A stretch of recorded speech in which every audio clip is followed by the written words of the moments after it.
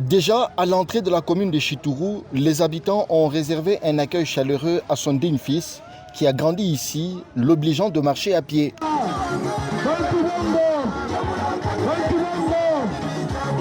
Jacques Kaboula Katoué a été accueilli par le maire de Likasi, Henri Mungomba Ntamba, la bourgmestre de Chitourou, Alima Anzaka, et les élus provinciaux de Likasi, notamment René Banzakapia, Yav Nawej et David Daouté. Il y avait aussi les forces vives et les partis politiques implantés dans la ville montagneuse.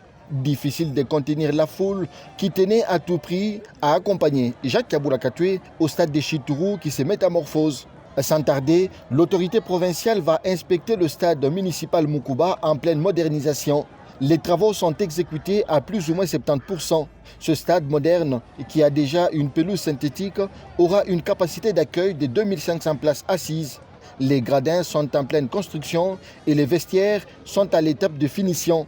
Ça sera la troisième infrastructure sportive de la ville de Likasi à être rénovée après le stade de Kikoula et le stadium de basketball situé juste à côté.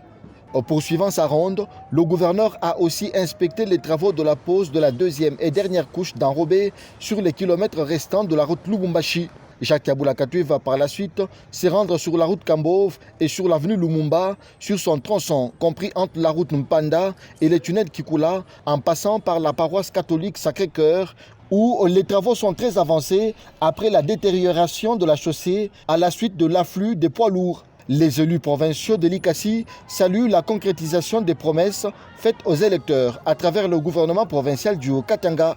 L'honorable René Banzakapia en parle. Que nous encourageons le gouvernement provincial d'aller de l'avant et de travailler plus pour la population. C'est ça notre rôle. Et nous disons à la population de ne pas céder aux intox des politiciens qui cherchent leur positionnement. Au Likassien, le gouverneur Jacques Kaboula Katoué rassure qu'avant la tombée des prochaines pluies, Likasi revêtira sa plus belle robe. Nous n'avons pas abandonné Likasi.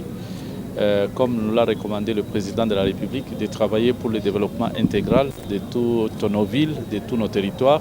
Et donc voilà, aujourd'hui, nous sommes totalement concentrés sur la construction de la voirie ici à Likasi. Mais pourquoi nous avons pris beaucoup de temps? Premièrement, c'est vrai que nous étions en train de construire l'avenue de l'indépendance, mais aussi nous nous sommes dit que c'était important de construire la route de contournement. Ça, c'est une solution pour que nos routes soient sauvegardées le plus longtemps possible. La semaine prochaine, nous nous concentrons sur la route Panda, CLP, qui va être aussi asphaltée le plus vite possible avant décembre. Jacques Kaboula Katoué a aussi effectué une descente sur la route des contournements où les travaux évoluent sans désemparer. Bien avant l'étape de Likasi, le chef de l'exécutif provincial avait fait une escale sur la route Lubumbashi où il a constaté avec satisfaction le travaux d'élargissement de la nationale numéro 1. C'est l'entreprise à capitaux chinois Krexet qui s'y attelle.